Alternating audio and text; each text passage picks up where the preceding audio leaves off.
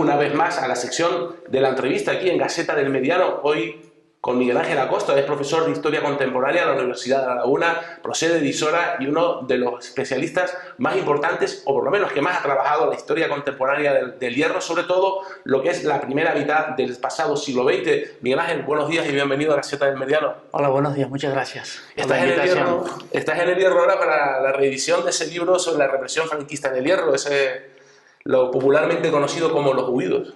Sí, efectivamente, es un libro que se había publicado hace bastante tiempo, casi más de 30 años. Era un libro que estaba ya agotado, que era imposible de encontrar en las librerías de hace muchos años, y nos hemos animado a hacer una segunda edición, sobre todo para que las personas de las nuevas generaciones que tengan interés en el tema puedan conseguirlo y comprarlo sin dificultades. Porque ese es tu periodo básicamente de investigación en el hierro, y además has publicado también la Segunda República, no solo en el hierro, sino en las Canarias Occidentales, una parte también, hay un libro por ahí que es dedicado exclusivamente al hierro. Ha sido una parte de un poquito de investigación o desarrollo de tu trabajo, por lo menos a la hora de publicarlo. Sí, mis primeros trabajos, mis primeras investigaciones históricas fueron sobre el hierro, y es normal que fuera así porque es el lugar en el que he nacido, en el que había vivido, y en el que de pequeño había ido escuchando de la voz de los mayores, los relatos y los recuerdos de los acontecimientos de esos años, y era una época que, aparte de ser una época muy relevante para la historia del hierro, era una época que a mí personalmente me fascinó siempre desde pequeño. Entonces mis primeros trabajos efectivamente son sobre la historia del hierro. Publiqué ese sobre el periodo de la Guerra Civil, luego publiqué otro sobre el periodo previo anterior de la Segunda República, y algún artículo y alguna otra publicación sobre el periodo de la Restauración, alguna cosa también sobre el periodo franquista, sí. Luego ya, bueno, amplié el área de mi investigación y empecé a investigar sobre historia de Canarias, también sobre ese periodo. Hice mi tesis doctoral sobre la Segunda República en las Canarias Occidentales. Es que investigar un poquito sobre el hierro es complicado, no tenemos archivos, no tenemos un sitio donde encontrar documentación, hay mucha está dispersa por ahí y se hace complicado, ¿no? Bueno, no es fácil. En esa época, además, nunca con anterioridad se había publicado o escrito nada sobre ese periodo, por razones obvias, por razones políticas. Y yo tuve la suerte, por un lado, de poder contar todavía con el testimonio de muchas personas que habían vivido o habían protagonizado, habían participado de manera activa en los acontecimientos del periodo de la guerra y de la Segunda República. Y además tuve la suerte de localizar alguna documentación que hasta ese momento no se había utilizado, sobre todo la delegación del gobierno, que permitía reconstruir relativamente bien todo lo que había ocurrido durante ese periodo. Obviamente las personas que en su momento me dieron sus testimonios ya han desaparecido, casi en su totalidad, creo que queda una o dos vivas, y por lo que sabemos, incluso una parte de la documentación que yo utilicé para esa investigación, algunos de los documentos que se reproducen en el libro, creo que también ha desaparecido, lo cual es triste y es inconcebible, porque el hierro, que además tiene un patrimonio documental muy pobre por razones de pérdidas, de incendios, debería tener especial cuidado en conservar y preservar el patrimonio documental que si tuvieras que definir esa época, ese momento de la historia del hierro, ¿cómo lo definirías? Así, en unas frases, ¿cómo definirías ese momento o cómo se vivía en el hierro en ese momento? Bueno, cuando yo escuchaba los relatos que me hacían los mayores de lo que había sido los años de la República y la guerra, a mí me parecía que era mentira. Sí, que me parecía imposible que en una isla como el Hierro, en la que yo vivía en los años 60, eso hubiera ocurrido. Porque fue una época de tal intensidad de la actividad política, de la actividad cultural, de la movilización social, que parecía imposible que eso hubiera ocurrido en el Hierro. Bueno, fue un periodo de explosión política, de creación de partidos nuevos, de sindicatos, de celebración de elecciones que ya no eran las elecciones puramente formales que se hacían antes, sino elecciones realmente disputadas. y fue un periodo de una enorme actividad, una auténtica explosión cultural, con la creación de bibliotecas, de la aparición de una pequeña élite, que podríamos llamar una élite intelectual, de personas muy relevantes, José Padrón Machín, Francisco Acosta, Enisora, que la edición de periódicos insulares, aunque ya había habido periódicos con anterioridad, pero bueno, en esa época se editó la Voz del Trabajo, fue un periodo de enorme actividad y de auténtica explosión política, social y cultural de la isla, que luego se truncó completamente. Tal vez el Hierro, por vivir, ser una isla de señorío, por vivir siempre un poquito el tema del terratenajo, por la república que supuso ese, un poco liberarse de esas cadenas o de ese yugo, por decirlo de alguna manera. Bueno, la Segunda República, digamos, dio la oportunidad a aquellos sectores sociales que se habían mantenido al margen de la política, luego podríamos llegar pues las clases más bajas y las poblaciones de los pueblos, lo que se llamaba el campo en aquella época, sobre todo del Pinar y de Isora, les dio la oportunidad de incorporarse activamente a la vida política, de crear sindicatos, de tener acceso a la cultura, algo que había sido relativamente difícil con anterioridad, ¿no? En el que pues, el sistema político en la isla estaba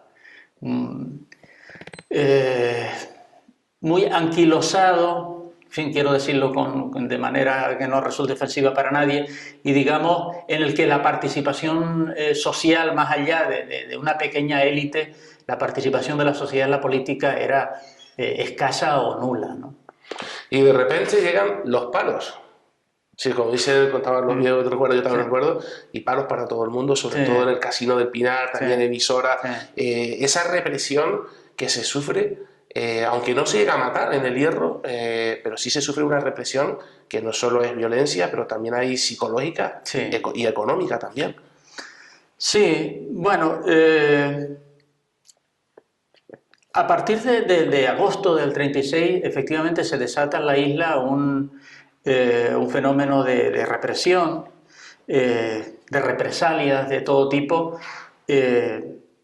digamos que puesto en su contexto, en el contexto de una isla pequeña, con una población escasa, donde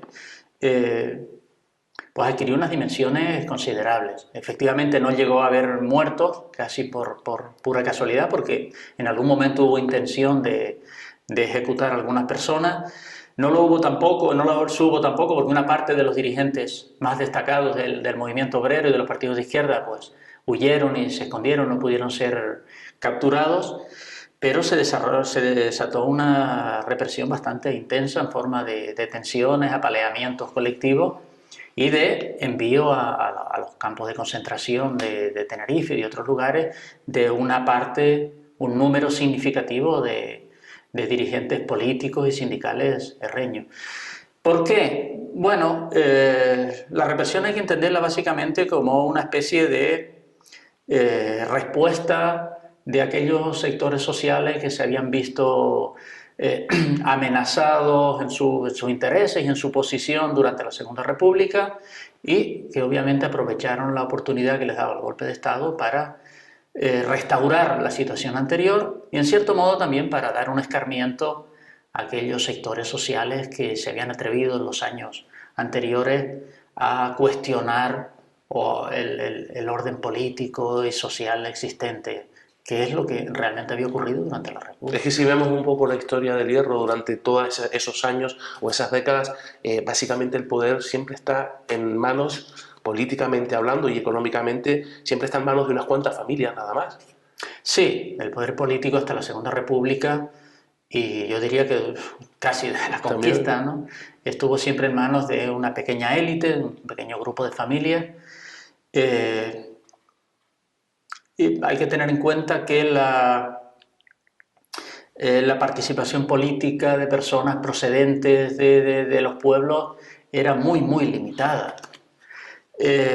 Por lo tanto, digamos, era un grupo social acostumbrado a ejercer la gestión de las instituciones y a ejercer su predominio social con relativa calma, sin que se viera amenazado ese predominio por por lo menos hasta ese momento, por ningún factor externo. Y lo que ocurrió durante la Segunda República pues generó en ellos un cierto temor, una cierta inquietud.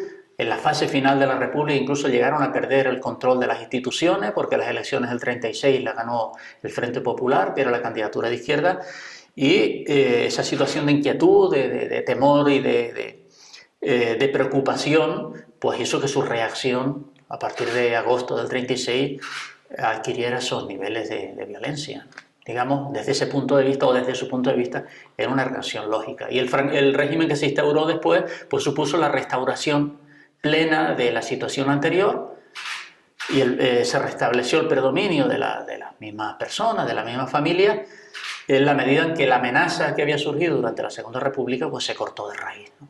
Y después, yo creo que esto incide también muchísimo en esa migración a Venezuela, también no solo el hambre que se pasa en el Hierro, sino también se podría hablar un poco de represalias económicas o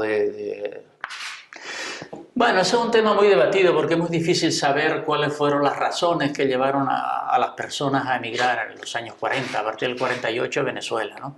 Primero clandestinamente y luego migrando legalmente.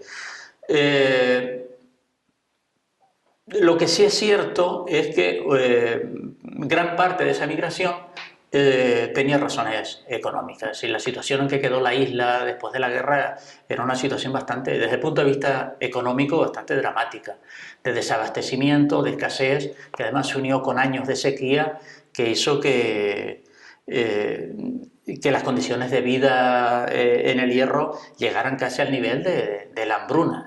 Entonces eso forzó a muchísima gente a emigrar. Pero también hubo migrantes políticos, por supuesto, entre ellos algunos de los huidos, como Francisco Acosta y su hermano Juan, emigraron, fueron unos de los primeros emigrantes que marcharon a Venezuela clandestinamente. Y en ese caso, y en algunos otros, no cabe duda que había motivaciones políticas, claro. Sin la huida de un régimen que no era el suyo y que los había represaliado y que además no les permitía reincorporarse a la vida civil, porque los obligó de nuevo a hacer el servicio militar, no les dejaba desarrollar su actividad, en el caso de Francisco Acosta, como maestro, y claro, tenía muchas dificultades para sobrevivir en la isla, tuvieron que marcharse. Bien, pues Miguel Ángel, nos quedamos sin tiempo, ya han pasado esos 10 minutos que dedicamos a esto.